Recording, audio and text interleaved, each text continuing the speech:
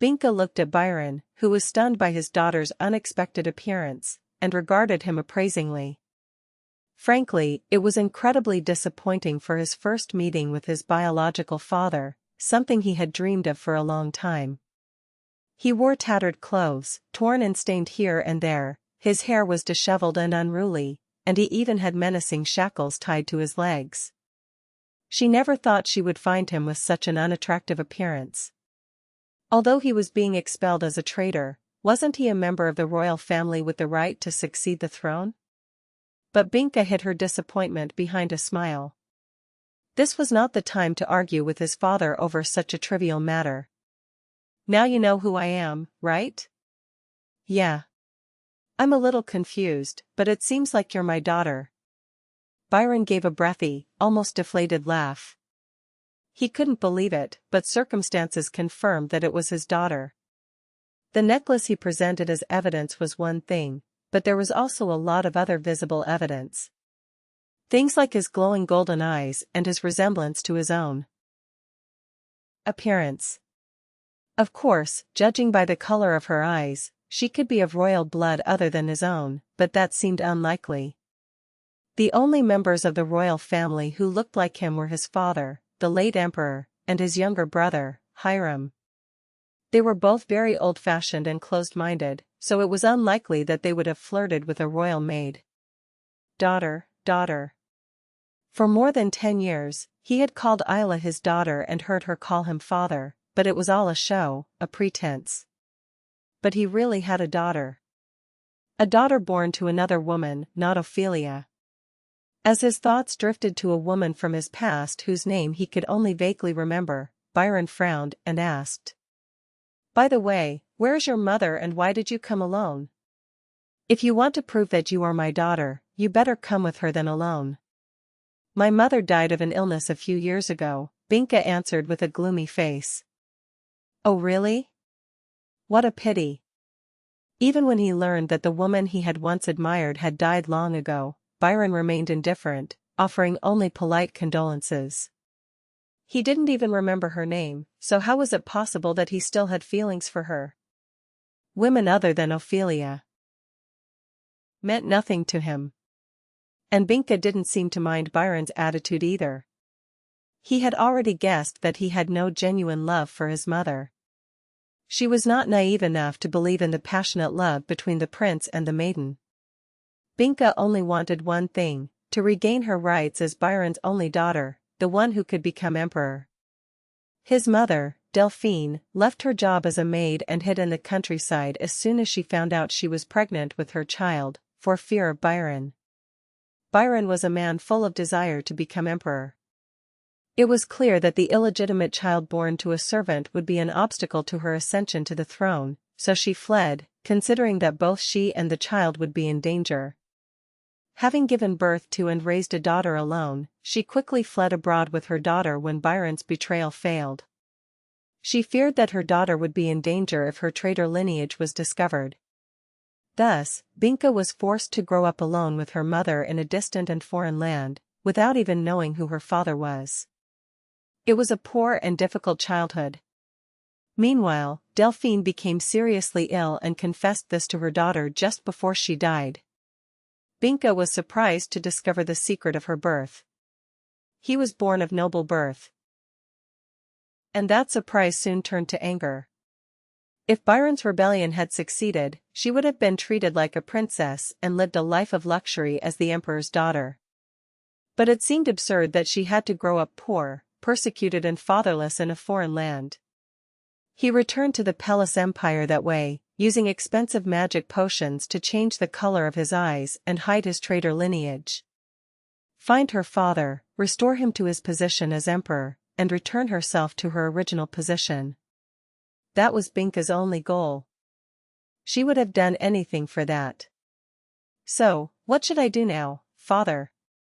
At her question, Byron blinked slowly. It was evident that he did not fully understand the situation. What do you mean? What can I do for my father? Are you sure you don't plan to stay here in prison waiting to die? At Byron's frustrated look as he asked with a dull expression, Binka spoke in a disapproving voice, as if she didn't know. Byron looked at his daughter, speechless.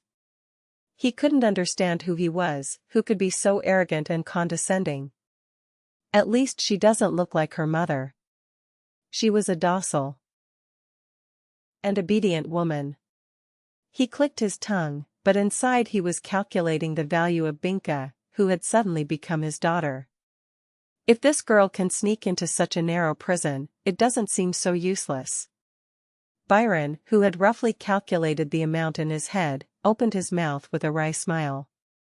Well, I don't know what you can do. It is a very dangerous situation. Apparently, he was pretending to care about his daughter's well-being, but the content was actually provocative and questioned his abilities. Father, don't you see me? I'm the one who infiltrated the palace to find you.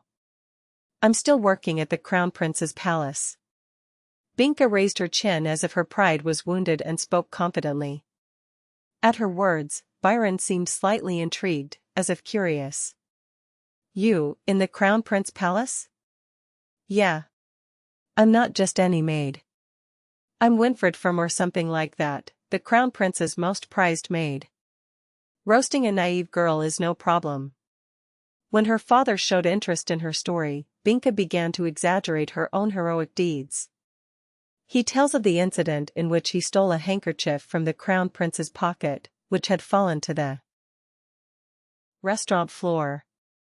After observing the Crown Prince's every movement for several days, Binka found his most precious scarf. He pretended to help him up among the servants and robbed him with the skill he had learned on the street. Then, he showed her the handkerchief as if he had found it by chance in a restaurant. After that, she began to build a good relationship with him by lying to him about her mother's illness, and little by little she became closer, strengthening her influence over him. How he laughed inside when Winfred said, "You're like my big sister." I didn't think she would say that, knowing they were cousins, but coincidentally, she was. It seems like you've been avoiding me a bit lately. Of course, the Crown Prince's attitude toward her hadn't been the same lately, but Binka didn't bother to add it. Now that her father had finally started to show interest in her, there was no need to speak ill of her. I guess so. And Byron seemed quite satisfied with his daughter's story about her work at the Crown Prince's palace. Without a doubt, it was a great move. His last trump card, one that his opponents were still unaware of. He smiled widely and opened his mouth. You are incredible. It's amazing that you made it this far without your mother and that you even won the crown. Prince's heart. Binka's cheeks flushed red at her father's praise, a first in her life. Byron seemed deeply pleased to see him. Since he had been taming Isla with sweet words for years, he didn't seem to have any problem using Binka.